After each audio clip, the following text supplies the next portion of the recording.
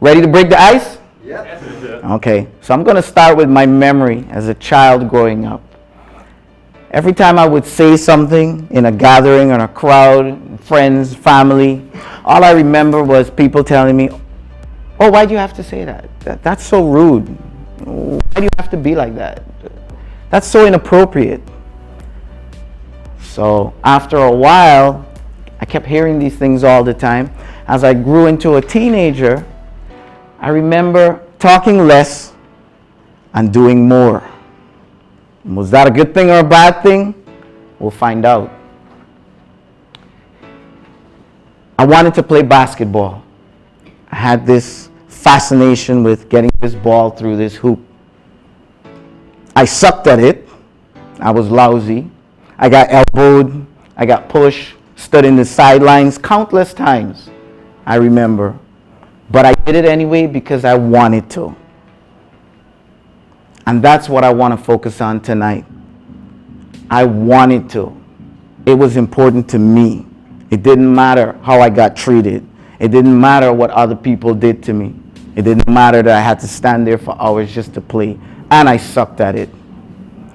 Then I remember one day my dad took me to the track, but not just to watch the races. He took me in the pits where the bikes and the cars were getting prepped. The engines were revving. You could smell the fuel.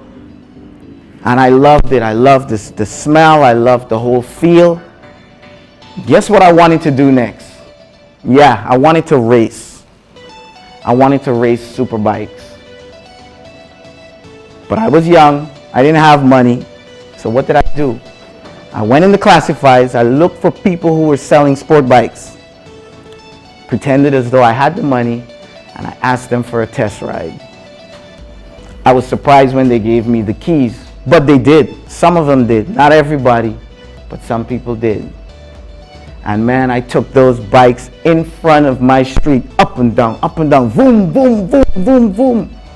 Every single opportunity I had, until my dad came out one day and he watched me ride and he said, okay, I'm gonna buy you a bike. I went on to race, represent my country, which so happens to be Guyana. Small country in South America, beautiful. I had tons of fun. It came with its ups and its downs, lots of injuries, accidents, but all that was part of the fun and part of the territory.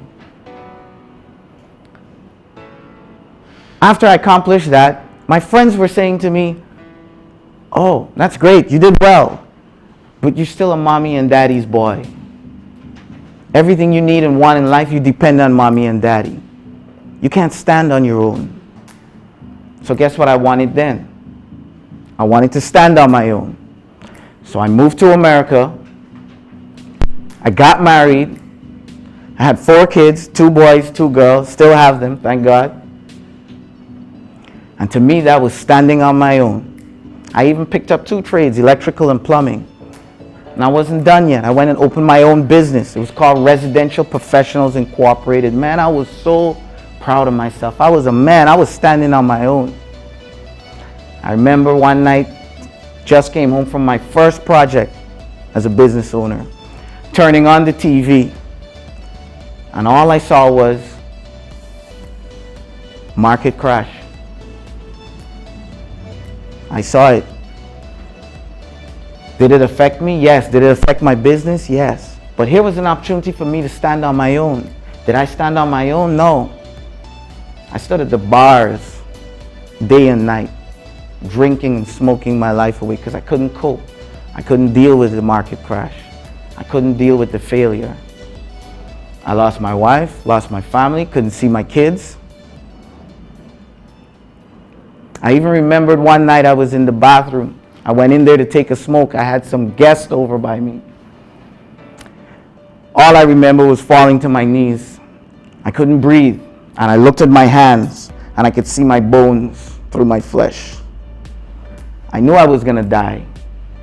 I fell to my knees and I begged and I begged and I begged God, please, please, I don't want to go out like this. Just give me one more chance. Fast forward. Today, I've trained hundreds of people. to wire houses and buildings, retooling America. Yes, that's what I'm helping to do right now. I'm helping to mentor fathers who are struggling with custody to get their kids, to see their kids, visitations. I have my own channel, YouTube channel. It's called Make Moves TV, where I want to inspire people through my actions and through my words to go out there and get what they want. So what do I want now? I want to go back home and help my people. I want financial freedom right now. I want complete control over my time and my money. And I want you to stop right now, take a few seconds, and think back at some point in your earlier life. There was something you wanted. And no matter what anybody said to you, you went and you got it. It's called going out and get what you want in life. And that's what I want you guys to do. That's the moral of the story. Doesn't matter what people say. Yes, there's a right way and a wrong way to go out and get what you want. But don't live your life with regret, just settling for what you really don't want. Go get it. Thank you. You got to get out there and you got to make moves. You got to do what you got to do. Nothing is going to come to you. You know, don't expect anything to come to you. And if you want these things and you dream of these things and you don't make any effort and make any moves consistently to go out and get it, and there's nothing wrong with that either, as long as you don't make any excuses